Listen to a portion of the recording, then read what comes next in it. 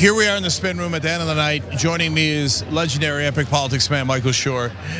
So, Michael, I want to talk about the media reaction here in a second because I think that's so important, and I think you have a better sense of that than almost anybody does.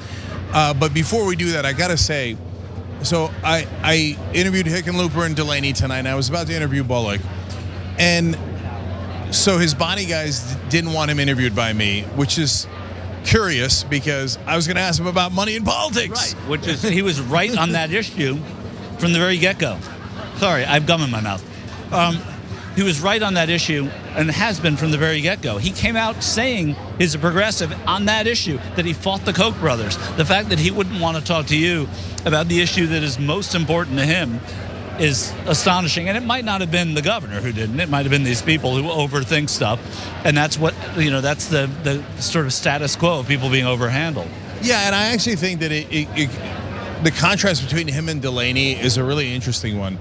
Because Delaney, throughout this entire experience, even though he was by the most conservative out of all of them, and the most opposed to progressive policies, has actually been fair and honest throughout in discussing his issues and saying, this is what I believe, right? He's shameless about it, and he feels he has nothing to be ashamed of, which you have to give him at the end of this, which for John Delaney is probably soon. You have to give him credit for that. He never kowtowed to what he thought somebody else wanted to hear from him. Yeah, if you're not willing to discuss and fight on the issues that you believe in, then why are you in the race? You should be standing here and taking all questions, which Delaney does over and over again, and a lot of other politicians don't. And to be honest, his ideas were not good, and they were repudiated by most of the people who take polls and who cover this stuff. That said, that's what he came here with. It didn't sell, and most likely we're not going to be talking about him pretty soon. Yeah, absolutely. So now let's talk about the media. So look, as a progressive, and every progressive I've talked to in here is overjoyed, thinking that Warren and Sanders crushed. What's your sense of the media reaction? Do they agree or not exactly? Well, I think they do. I think that it's almost implicit that they crushed, right? And I think the media wants to see, and this is the sense I get, them distinguish themselves from each other, right? If they're the second, they're on the stage together, this was a chance maybe for Warren to take a little bit of a risk. She's clearly waiting to do that whenever it happens. It's, uncomfortable terrain. I do think, though, the media was not spending as much time paying attention to them tonight. It was theirs to win no matter what, so they wanted to see who else could make their mark tonight. So you're going to probably hear a little focus on some of these other players, not because, Warren and Bernie didn't do well tonight. I think it's because they've heard this from Bernie before. All these people standing here have heard this show from Bernie. He did it well tonight, right? That said, he didn't have anything to prove to them. The other people on the stage, Tim Ryan, Steve Bullock, who we just talked about, those are people who had something to prove tonight. And I think by and large, a lot of the people here think that they did pretty well. Oh, you think the sense in the room is that they did do well? The sense in the room for me is that Tim Ryan spoke to the issues that he had to know. Now, did he win the presidency tonight? No, right? But they had different assignments, right? Steve Bullock, it was his first dance. He had to come out here. I asked him when he came out, I said, Governor, was it a blessing to miss the first debate? Because all the attention was on him tonight, this kind of new flavor, right? He said he laughed it off and said, no, he wished he could have made it.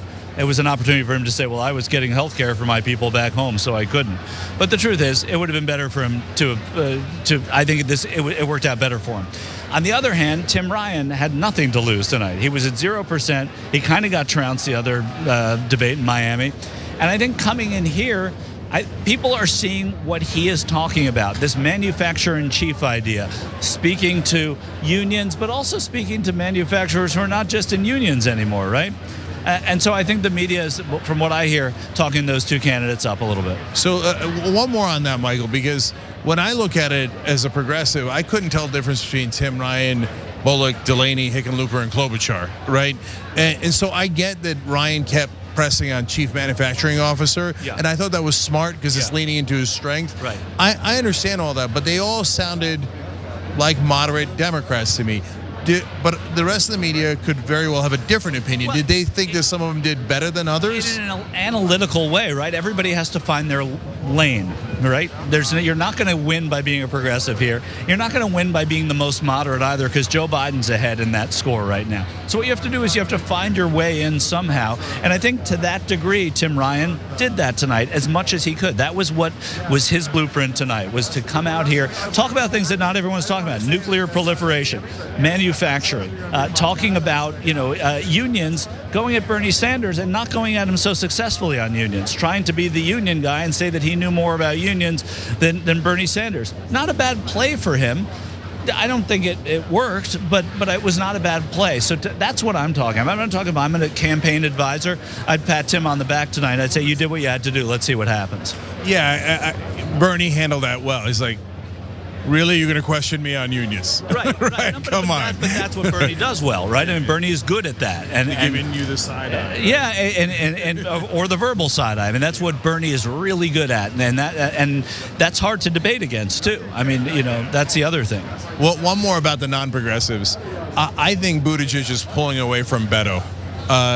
Do you agree? Have you heard anybody else talking about that? I would say that Beto is pulling away from Buttigieg in reverse. So I don't know that Buttigieg scored that much or is distancing himself, but I think that Beto is distancing himself in reverse. So I don't see how Beto did himself any favor. So it wasn't disastrous, but it was just plain Jane, and it didn't do well. He was buoyed by some polls in Texas that naturally showed him trouncing Trump and doing better than all the other candidates. And I think that helped him coming in here. His message, I don't think anybody can define what Beto's message is. Yeah. All right, one more now about the progressives, which is I sense that they had a much more of a fighting attitude than I've ever seen in them. Elizabeth Warren again talking about corruption, them snapping back. I mean, Bernie snaps at folks sometimes in the press, but he almost never snapped against Hillary Clinton. Right. Almost never, yeah. Right. But here he did it half a dozen times, and so did Warren. So is that... Stop yelling. No, I think you're right. I think when you look at these progressives, right, and this is something that I think is important for people who watch this, is that this whole debate tonight was shaped by progressives, right?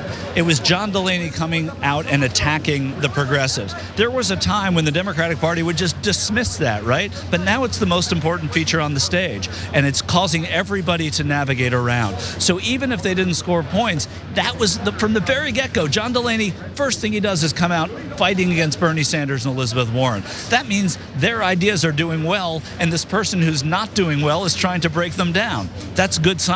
See, that's why we call him Epic Politics, man. You can catch him on I-24 and obviously on the Young Turks, but that's really the most salient point, and I'll leave you guys with that. Look, almost our entire lives, progressives has been on the, rightly or wrongly, on the fringe of the Democratic Party and the Democratic Party discussion, right? Tonight, they were quite literally center stage. Yeah, that's exactly right. And they were center stage because they're polling the best out of anyone on that debate stage. They're in the top three, but also because their ideas are center stage. And so now you had the moderate Democrats playing the role of the fringe candidates, which we've never seen in our lifetimes. And right now, those players are the fringe candidates. I mean, I'm not putting Bullock in there because he's kind of a new thing, but everybody else is a fringe candidate. It was, from Hickenlooper to Klobuchar, say goodbye to those. Williamson got some good reaction. Goodbye. Everybody was gunning for Bernie and Warren. That's all you need to know. All right, there you have it. The TYT Plus app is now available on iOS and Android. Download to get more TYT content at tyt.com/app.